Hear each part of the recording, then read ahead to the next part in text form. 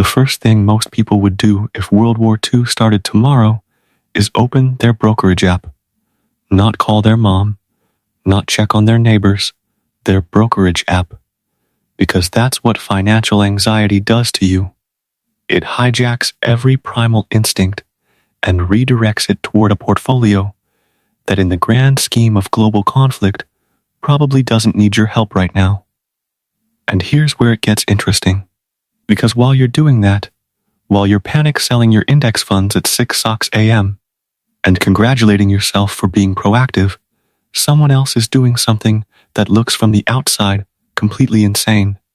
They're buying, not randomly, not recklessly, in a very specific order based on what actually happens to money during every war this country has ever fought. My name is Nick, and what I'm about to show you is going to feel wrong the entire time I'm saying it, because the history of war and money is one of the most counterintuitive stories in finance. And if you don't know it, the next crisis will cost you a fortune.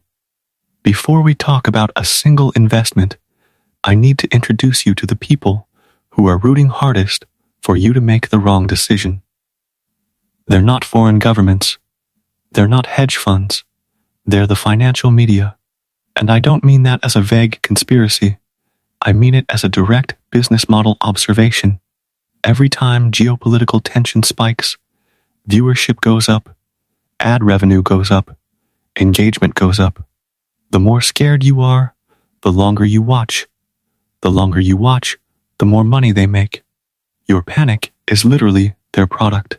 So, when markets drop 2% on a war headline, and the Chiron reads global markets in free fall, understand what's happening. A 2% drop is a Tuesday.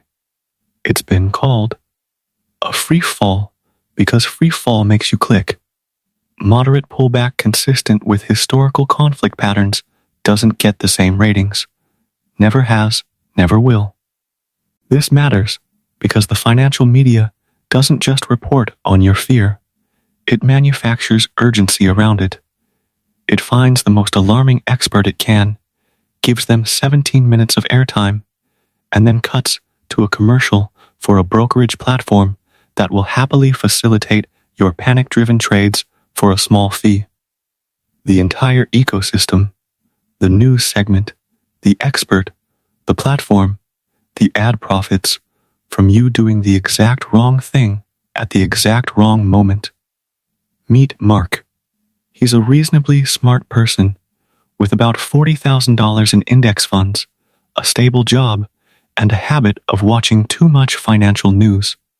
When Russia invaded Ukraine in February 2022, Mark watched the coverage for 3 hours straight, saw the word crisis approximately 47 times, and sold everything by 9 a.m. Then meet Sarah. Same portfolio, same morning, same news alerts.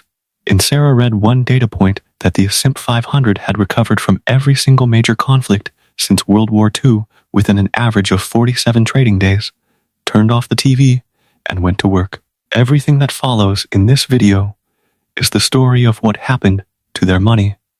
And the gap between them by the end of it is going to make you genuinely angry. Not at Mark, at the system that convinced him he was being smart. Here's the data point that financial media will never lead with because it would immediately reduce your anxiety, and they cannot afford for you to be less anxious. Markets don't die in wars. They dip. They panic for a few weeks, and then almost without a single historical exception across 110 years of data, they climb. The Dow gained 50% during World War II, 60% during the Korean War, 27% during Vietnam. The S&P 500 has delivered positive one-year returns after 73% of all armed conflicts since 1945. The stock market has now survived 2 world wars, a nuclear standoff, a pandemic, multiple assassinations, and a debt ceiling crisis, which impressively nearly killed it without involving a single weapon. At this point, the market is basically a cockroach in a suit, and the suit is doing fine. I know it feels wrong, but here's why it's true. Wars are, economically speaking, the most aggressive government stimulus programs in human history. When a country goes to war, it spends without limit. Weapons, fuel, food, logistics, medical supplies, communications infrastructure, intelligence systems, all of it flows directly into publicly traded companies. The government becomes the world's largest customer overnight, and it pays whatever the invoice says. That money has to go somewhere, and it goes into earnings. Are the investors who came out worst in every single conflict of the past century weren't the ones who held. They were the ones who sold their broad market exposure to get to safety. And then, watch the recovery from the sidelines in cash, which was quietly losing purchasing power the entire time they waited to feel calm enough to get back in. Here's what happened to Mark. He sold his $40,000 in index funds at 9 a.m. on February 24th, 2022. The S&P 500 fell 2.5% that morning and then closed the day up 1.5%. The market had already priced in the uncertainty. The moment the invasion actually began, the range of possible outcomes narrowed and capital started moving rationally again. Mark missed the intraday recovery.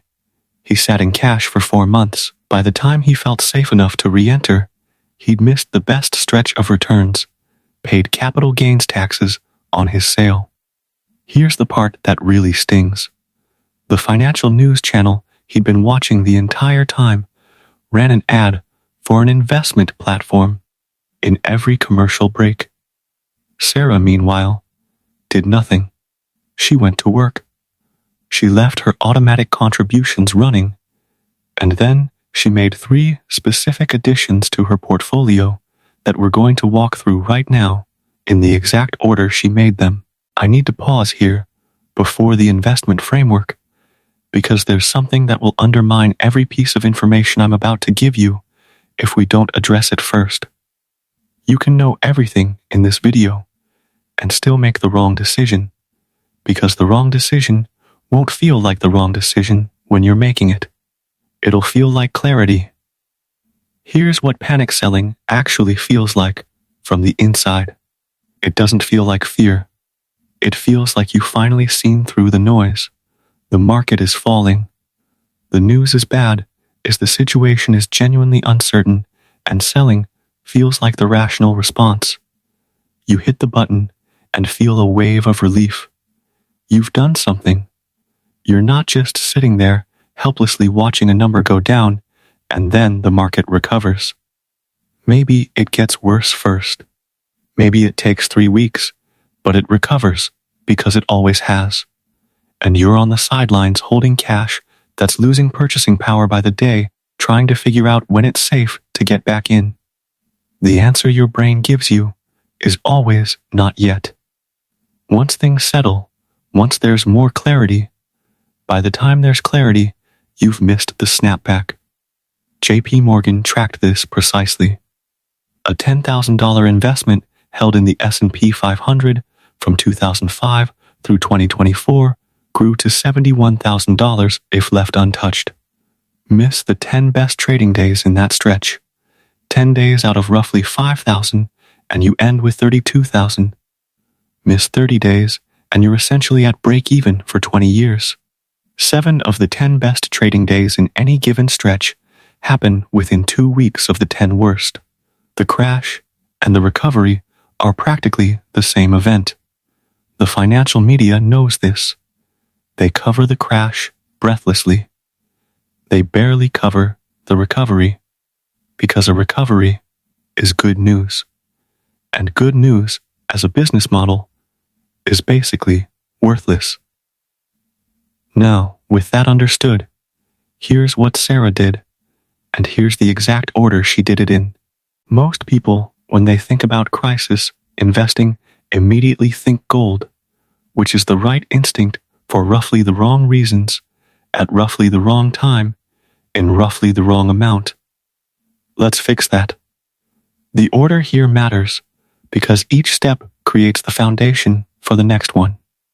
You can't deploy capital intelligently if you're one emergency away from needing to liquidate it. And you can't hold a position through volatility if you're psychologically and financially overexposed. So we start at the base and build up. Step 1. The cash flow. 6 to 12 months of expenses, no more. Before a single dollar goes into any investment, Sarah made sure she had 6 months of living expenses in a high-yield savings account, a government money market fund, and I know this is going to sound slightly dramatic, $2,000 to $5,000 in physical cash at her actual house. Here's why the physical part matters, and why it's not as paranoid as it sounds. When Russia was cut from SWIFT in February 2022, Russian citizens woke up to non-functional ATMs, not because their money was gone, because the digital infrastructure that moves it was switched off. Cyber warfare isn't theoretical. It's the documented first strike tool in every major modern conflict, and its most effective target is the payment infrastructure that lets you buy things. Physical cash for a few weeks of expenses isn't prepping. It's a basic hedge against a 3-day banking disruption. Here's the critical part. This is where you stop with cash. Buffett said it directly. Holding excess cash during wartime is one of the worst things you can do with money. Wars are inflationary. Wartime inflation averages 4.5% versus 3% in peacetime. Every dollar beyond your emergency buffer sitting in a savings account is slowly evaporating while real assets go up without you. Build the floor. Stop there. Move on. Step 2. Gold. 10 to 15% of your investable assets, but not for the reason you think. Here's the instinct most people have about gold during a crisis. Buy it now because the world is ending and gold survives the apocalypse. But that instinct is right about the asset and catastrophically wrong about the timing. The people who bought gold at its January 1980 peak during the Soviet invasion of Afghanistan waited 26 years to break even in inflation-adjusted terms. 26 years. The people who bought at the 2011 debt ceiling peak lost 30% over the following 2 years. The pattern across every crisis in modern history is identical. Gold spikes on the fear and then gives back the fear premium once the worst-case scenario doesn't materialize. You know, gold is best bought before the crisis is on the front page. If you're reading a news headline about gold hitting all-time highs, some of the move is already behind you. And yet, right now, gold is holding strong, but for a different reason than fear. It's structural demand. Central banks went on an absolute buying spree starting in 2022, purchasing over 1,000 tons annually, the highest levels on record. They aren't panic buying. This is institutional repositioning by the people who manage sovereign wealth to diversify away from the dollar. When that is happening, the move isn't over. The practical vehicle, IAU or SG, both holding physical gold at near zero cost.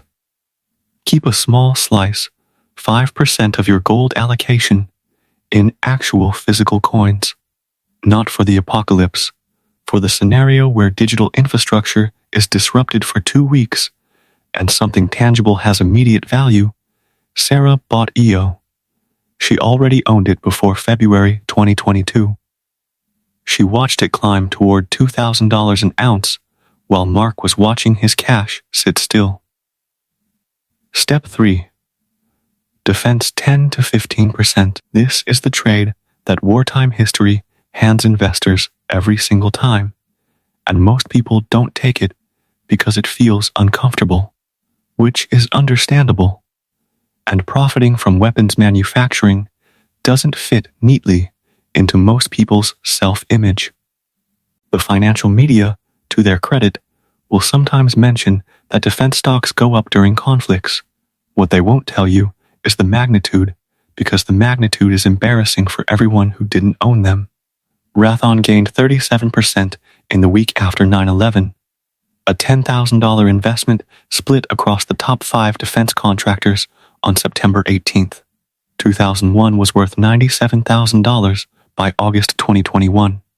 Lockheed Martin has returned over 200% since the War on Terror began. In 2022, while the S&P lost 18%, defense stocks outperformed it by 28 percentage points. European defense stocks have surged 260% since February 2022. Right now, the defense sector is sitting on backlogs that would take years to work through, even if every conflict ended tomorrow. RTX over $200 billion, locked $160 billion. Poland is spending over 4% of GDP on defense, double the NATO target. Germany, famously pacifist for decades, shocked the world in 2022 by approving a €100 billion special defense fund overnight. And the US bloc has shattered defense spending records every year since. This isn't a war trade. It's a decade-long structural shift that war just accelerated. In the cleanest ETF XR, equal weighted, so you're not betting everything on 2 companies. And it's returned over 20% annually for the past decade. ITA is more liquid but top-heavy. XR gives you better diversification for the same exposure. Sarah bought XAR. It was up double digits before Mark had finished reading his first analysis article about whether to get back into the market. Step 4. Energy 10 to 15%. Ukraine sent Brent crude above $130. And anytime tension flares in the Middle East, we see pressure on the Strait of Hormuz, which carries 13 million barrels a day. The script never changes. Conflict restricts supply. Panic drives premiums and energy stocks print cash. XLE 9 basis points concentrated in Exxon and Chevron is the simplest vehicle. In 2022, when the S&P lost 18%, XLE gained 64. But that 82-point gap in a single year is the largest divergence between energy and the broad market in the ETF's history. Note what the financial media was covering in 2022. Instead of telling you to buy XLE, the tech sell-off, NASDAQ and free fall, the end of the growth era, they were right about all of it. They just forgot to mention the thing that was quietly going up 64% in the same year. Step 5. Consumer staples, 10 to 15%. People do not stop buying Tide during a war. They cancel vacations. They skip restaurant reservations. They do not stop buying Tylenol, Bounty paper towels, and Coca-Cola. Because it turns out humans require caffeine and clean surfaces regardless of geopolitical context. When the S&P was down 17% through August 2022, SLIP, which holds Procter & Gamble, Costco, Coca-Cola, and Walmart lost 4%, 13 percentage points of cushion, 9 basis points of expense ratio on, and a 2.5% dividend yield. It is the financial equivalent of a beige cardigan. Nobody is impressed. It will absolutely keep you warm. Step 6. Inflation protection 5 to 10%. And a warning about the trap. Here is the most counterintuitive fact in this entire video. During World War II, U.S. government treasury bonds lost 67% of their real value. In the classic safe haven, the thing every financial news anchor tells you to buy during uncertainty was one of the worst trades of the entire war. Because wars are inflationary. Governments borrow massively, issue enormous amounts of new debt, and inflate their obligations away over time. Standard treasuries get destroyed. What works instead? TIPS, Treasury Inflation Protected Securities, which adjust their principal automatically when CPI rises. The ETF version is TIP, or Series 1 savings bonds, bought directly from treasurydirect.gov. Zero expense ratio, fully inflation adjusted, $10,000 per person per year, 1 year lockup. The lockup is annoying until you realize it's the government forcing you not to panic sell your own inflation hedge. Avoid TLT. Long-duration nominal treasuries are exactly what gets crushed when inflation runs hot and the government is issuing debt to fund a war. The financial media will not tell you this, partly because it's complicated, and partly because their advertisers include the brokerages that profit from you trading in and out of bond funds.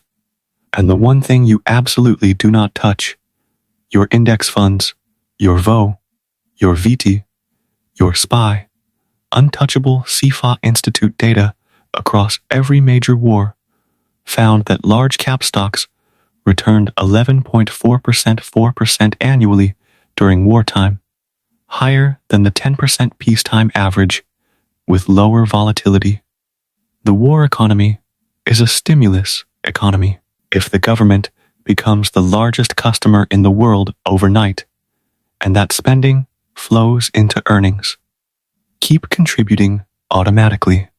If you have a Roth IRA, a downturn is the single best time to convert or contribute.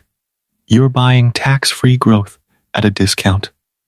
The market goes down, you buy more, you don't look at it for 6 months, and you quietly thank yourself later. Let's close Mark and Sarah's story with numbers.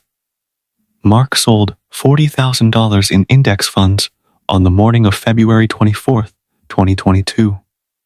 He sat in cash for 4 months, paid capital gains tax on the sale, and re-entered the market in late June after the index had recovered from its invasion day dip, after energy had already run 64%, after defense had already outperformed by 28 points. He captured none of the crisis upside and locked in the downside permanently via the tax bill. His $40,000 4 years later is worth roughly $48,000. Now look at Sarah. Her original $40,000 plus the automatic monthly contributions she kept making while the market was down, plus her tactical positions in ZAR and Excel, is worth roughly $91,000. Same starting point, same news alerts, but a $43,000 difference. Understand this. Sarah didn't win because she picked a magical stock that went to the moon. She won because while Mark was sitting in cash, she was buying high-quality assets at a discount every single month. She bought the fear. Mark paid for it. So, back to that morning, your phone is exploding.